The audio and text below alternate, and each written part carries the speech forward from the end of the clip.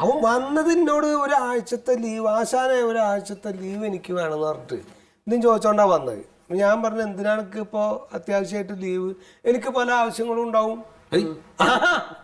അങ്ങനെയൊക്കെ എനിക്ക് പല ആവശ്യങ്ങളും ഉണ്ടാവും. ഞാനൊരു മനുഷ്യനല്ലേ, ആശാന്റെ ഓരോ ആവശ്യങ്ങൾക്ക് ആശാൻ ലീവ് എടുക്കണില്ലേ? അപ്പൊ ഞാൻ പറഞ്ഞടാ, ഞാൻ അങ്ങനെ ലീവ് എടുക്കാനാണ് അന്നൊക്കെ അവിടെ പണിക്ക് നിർത്തിയേക്കണേ.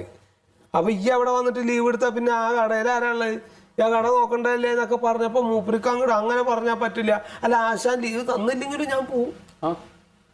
അങ്ങനെയൊന്നും ഇപ്പൊ ഇതുവരെ സംസാരിച്ചിട്ടില്ല.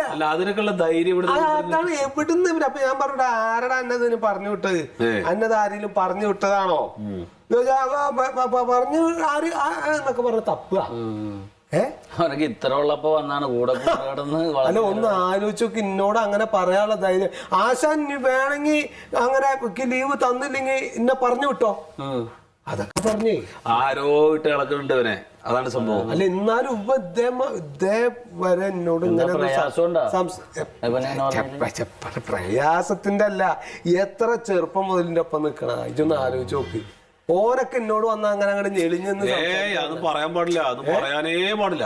അങ്ങനെയൊക്കെ പറയാൻ അങ്ങനെയാണെന്ന് വളർന്നു വലുതാകുമ്പോ അവരവന്റെ കാര്യം നോക്കും. പിന്നെ അതേപോലെ തന്നെ ഇന്നിപ്പോ ഞാൻ പണിക്ക് ഇറങ്ങുന്ന സമയത്ത് ദോരെ ആ ബെഞ്ചുണ്ടല്ലോ, ബെഞ്ചിന്റെ മുകളിൽ കാലിന്റെ മുകളിലൊക്കെ കയറ്റി വെച്ചിട്ട് ഇങ്ങനെ കിടക്കുക.